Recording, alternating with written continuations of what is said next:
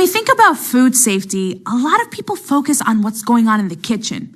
Cooking temperatures, storage, that kind of thing.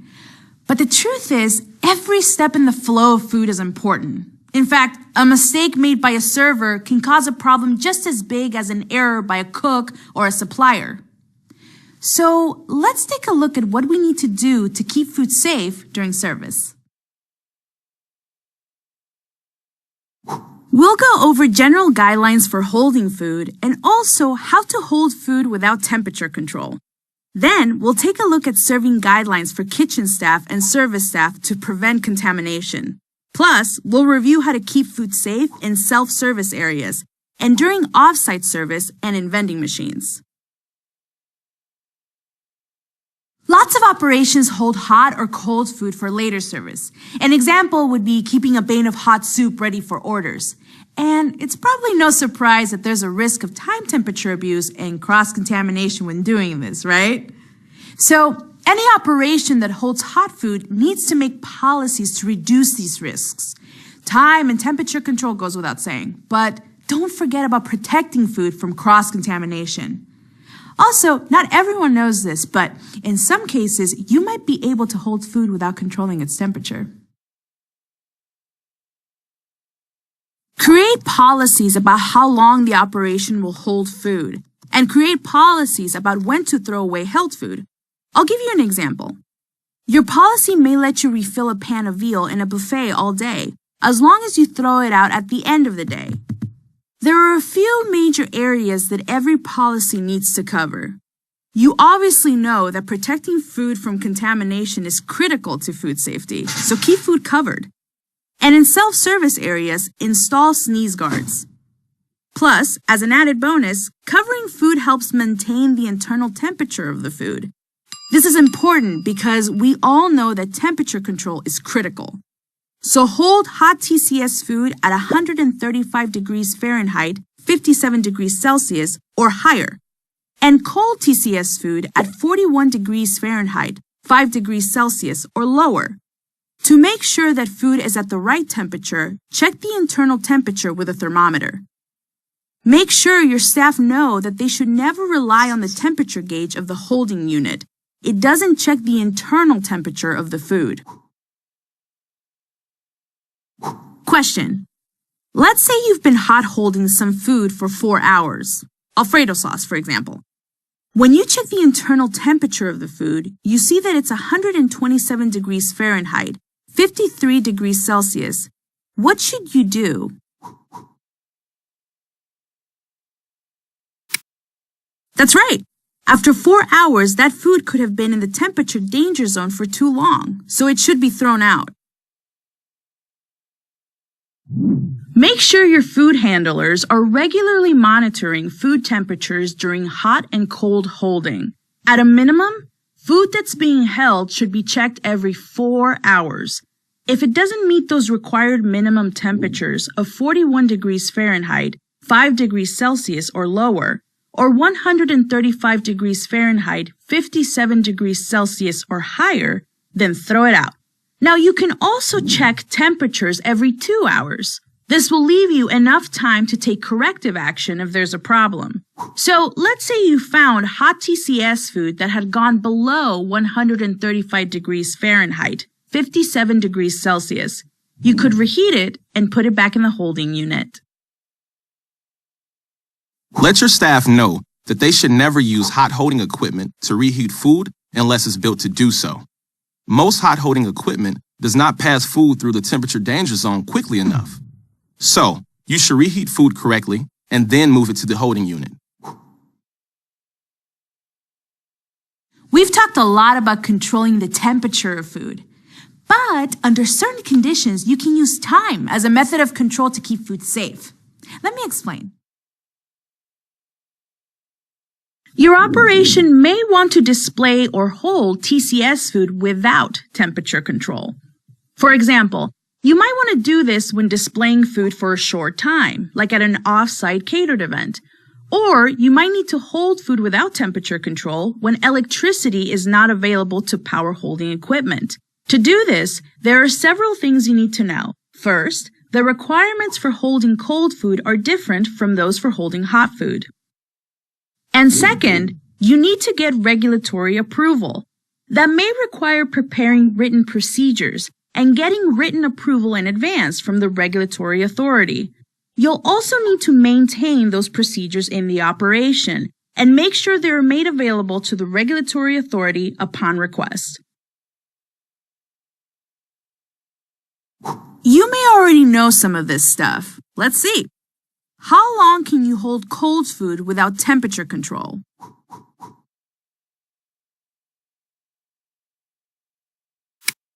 Yup, up to 6 hours.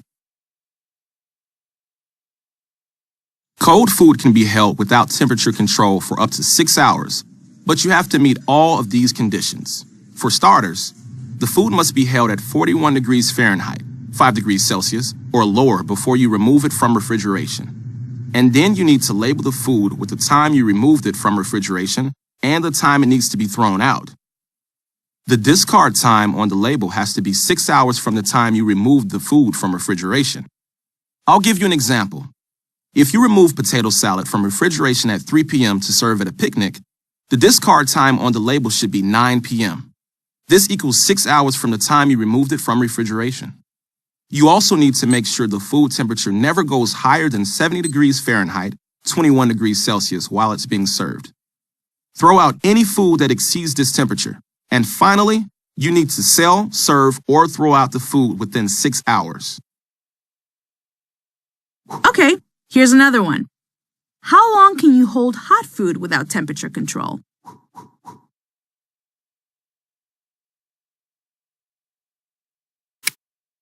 You got it, up to 4 hours. You can hold hot food without temperature control for up to 4 hours if you meet these conditions. First off, hold the food at 135 degrees Fahrenheit, 57 degrees Celsius, or higher before removing it from temperature control, and label the food with the time you need to throw it out. The discard time on the label has to be 4 hours from the time you remove the food from temperature control. And be sure to sell, serve, or throw out the food within 4 hours. Now here's the big exception. You can never hold food without temperature control if you primarily serve a high-risk population. And that's true for both cold and hot food. The biggest threat to food that is ready to be served is contamination. Your kitchen and service staff need to know how to serve food safely. Dining rooms, self-service areas, off-site locations, and vending machines all have specific guidelines that staff need to follow. Let's start with the kitchen staff. Question time. How can kitchen staff protect ready-to-eat food when handling it?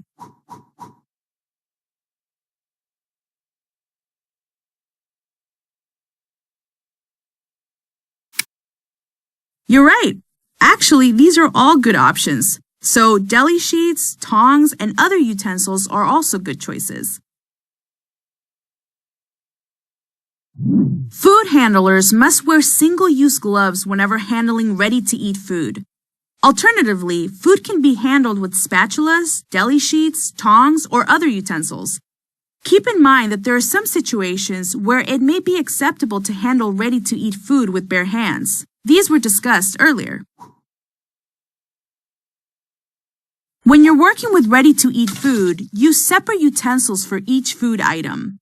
Clean and sanitize them after each serving task. And if you're using utensils continuously, make sure that your staff know to clean and sanitize them at least once every 4 hours. Serving utensils should be stored in the food with the handle extended above the rim of the container. Or, if you're serving a non-TCS food item, you can place them on a clean and sanitized food contact surface. Spoons or scoops that are used to serve things like ice cream or mashed potatoes can be stored under running water. Or you can store them in a container of water, but that water has to be kept at a temperature of at least 135 degrees Fahrenheit, 57 degrees Celsius. One item the kitchen staff need to be aware of is reusable and refillable take-home containers. Some jurisdictions allow food handlers to refill take-home containers brought back by a customer. These can be used for food and beverages. Take-home containers can be refilled, but they need to meet some conditions. First off, they have to be designed to be reused, and they must be provided to the customer by the operation. And of course, they have to be cleaned and sanitized correctly. Take-home beverage containers can also be refilled, as long as the beverage is not a TCS food, and the container will be refilled for the same customer. The container has to meet a few conditions. You need to make sure that the container can be effectively cleaned, both at home and in the operation. And before refilling, it must be rinsed with fresh, hot water under pressure. And finally, it needs to be refilled by staff in the operation or by the customer using a process that prevents contamination. When handling food, service staff have to be just as careful as kitchen staff because a contaminated glass can cause an illness just as easily as an undercooked piece of meat. In fact, if they're not careful, service staff can contaminate food simply by handling the food contact areas of glasses, dishes, and utensils. Take a look at each photo. Which person is handling the item safely?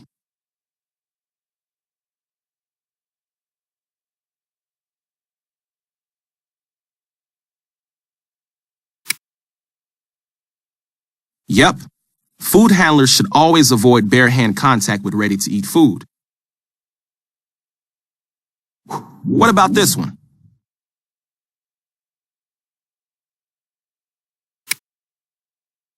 You got it. Always use an ice scoop or tongs to get ice. Never scoop ice with your bare hands or with a glass. That glass could chip or break. Which food is safer?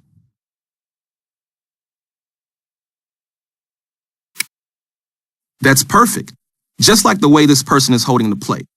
Always hold dishes by the bottom or edge, and hold glasses by the middle, bottom, or stem. Don't touch the food contact area of dishes or glassware. How about this one? Right you are. This person knows you should not stack glasses. And he's carrying the glasses in a rack, so he's not touching the food contact surface. He also could have used a tray. Last one for this series of questions. Who's being safer? Yep, this person is holding the flatware by the handle, which is safe. You never want to touch the food contact surface of the flatware.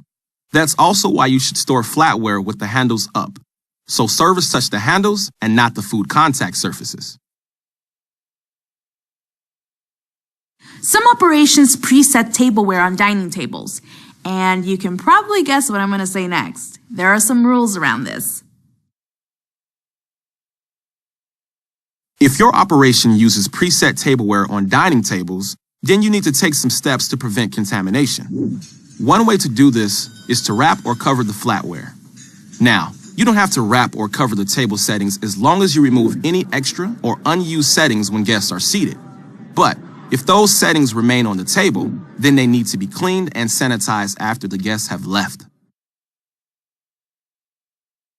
It's important that you train both your service staff and your kitchen staff on the rules about reserving food.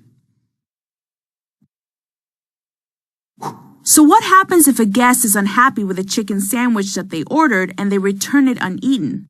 Can that menu item be reserved to a different guest?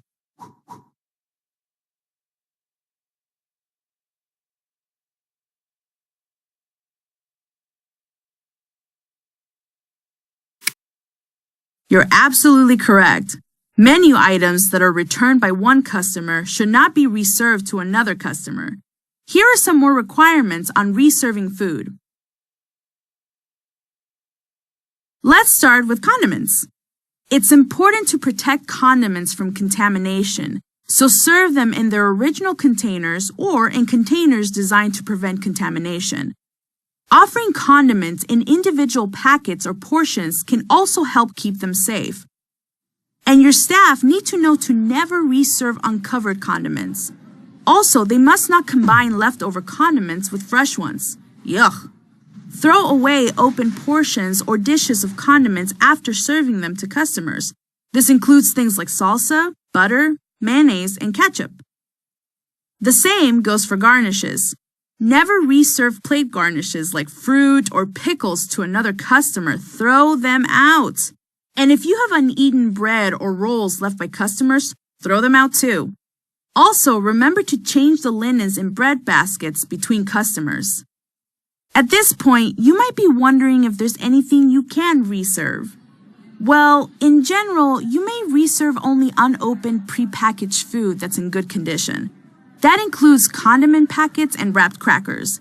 And you can reserve bottles of ketchup, mustard, and other condiments, but the containers have to remain closed between uses.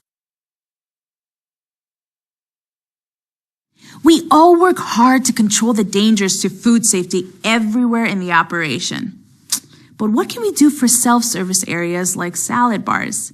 We know that these areas are at risk from contamination, and time temperature control is also an issue. Well, it turns out there are quite a few things we can do to keep food safe. But first, a question. Does food in a self-service area need to be labeled?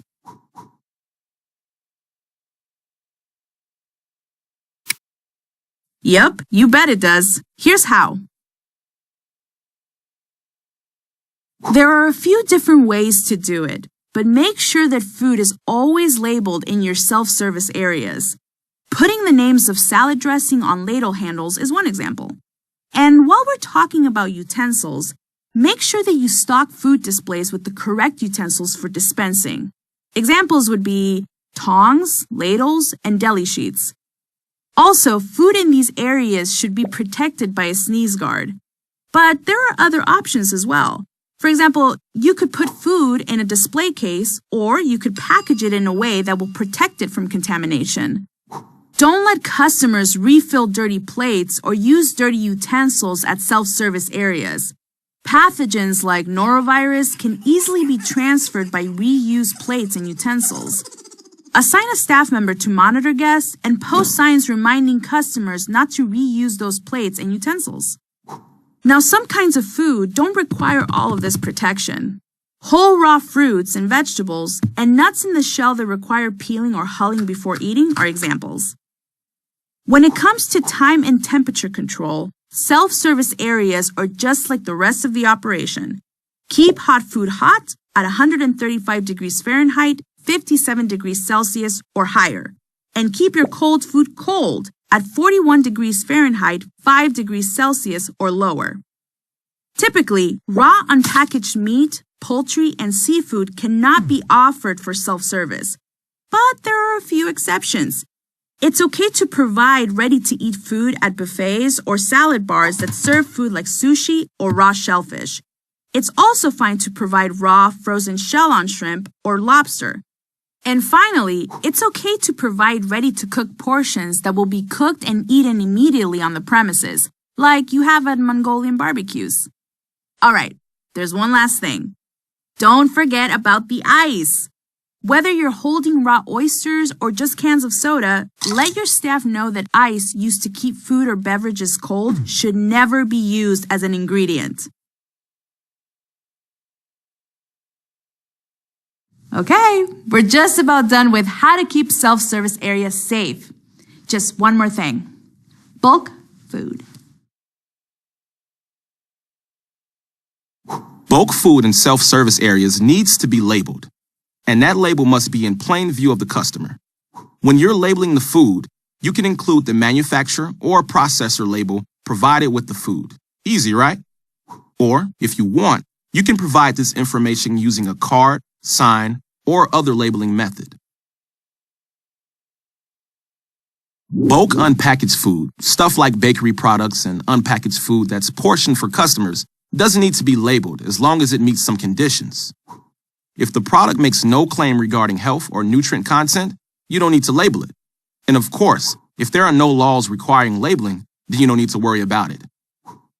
You also don't need a label if the food is manufactured or prepared on the premises. Same story if the food is manufactured or prepared at another food operation or processing plant owned by the same person, but the operation must be regulated. Okay, let's look at off-site service and vending machines. Sometimes food is prepared in one place and then transported someplace else for service. It's called off-site service. Catering is one example, and it poses some unique challenges to food safety. During off-site service, delays from the point of preparation to the point of service increase the risk that food will be exposed to contamination or time temperature abuse. So there are some steps that need to be taken. You'll need to pack the food in insulated food containers and make sure that they're food grade.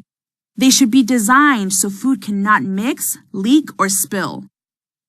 At the service site, use appropriate containers or equipment to hold food at the correct temperature.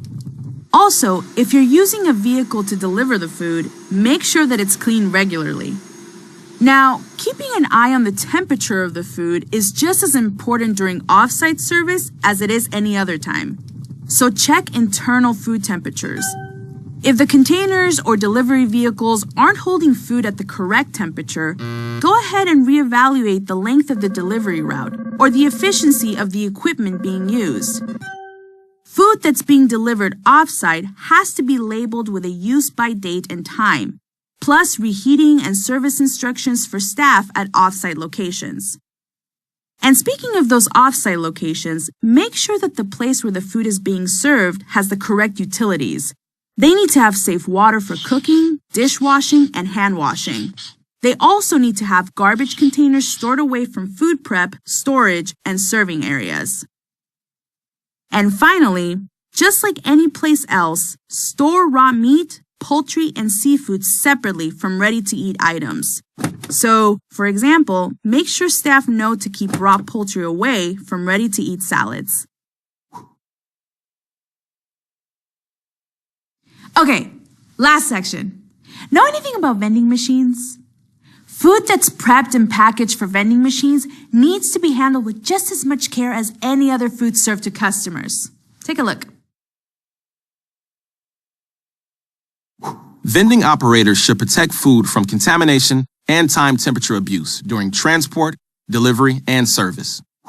Product shelf life should be checked daily. This is pretty easy because products often have a code date, like an expiration or use-by date. If the date has expired, throw the food out immediately. And any refrigerated food that was prepped on site should be tossed if it hasn't sold within 7 days of preparation. Just like everywhere else, TCS food has to be kept at the correct temperature. So hold it at 41 degrees Fahrenheit, 5 degrees Celsius or lower, or at 135 degrees Fahrenheit, 57 degrees Celsius or higher. The machines must have controls that prevent TCS food from being dispensed if the temperature stays in the danger zone for a specified amount of time. And if that does happen, the food must be thrown out. When it comes to packaging, TCS food should be dispensed in its original container. And finally, if you're vending fresh fruit with edible peels like apples, they should be washed and wrapped before they go into the vending machine. And that covers it. And that's it for service. All that's left now is to answer some questions to see if you remember everything. Here's the first one. When hot holding food, what is the longest time allowed between temperature checks?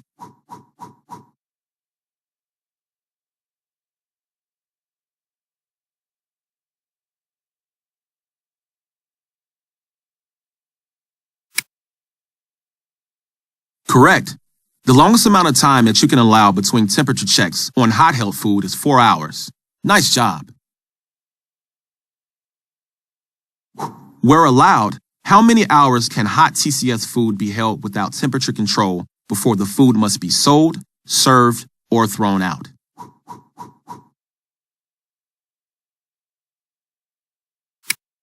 That's right. In jurisdictions where this is allowed, hot food can be held without temperature control for up to 4 hours. A kitchen plating area has 4 pans, each containing TCS food. How many serving spoons must be available to the kitchen staff?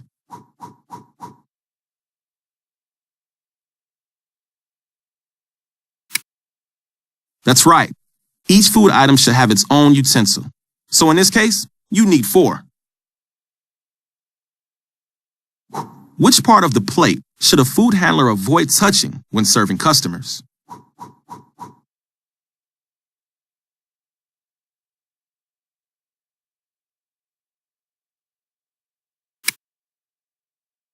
Absolutely right. You don't want to touch the top of a plate when serving food. That's because it's a food contact surface and it could become contaminated.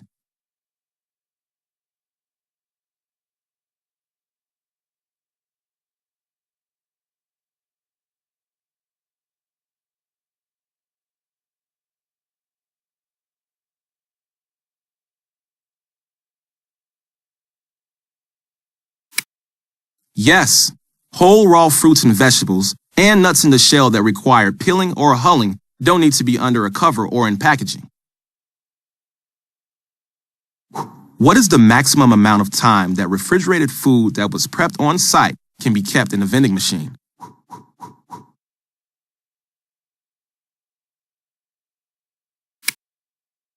Yes, you got it. Refrigerated food that was prepped on site can be kept in a vending machine for a maximum of 7 days after preparation. Very nice work.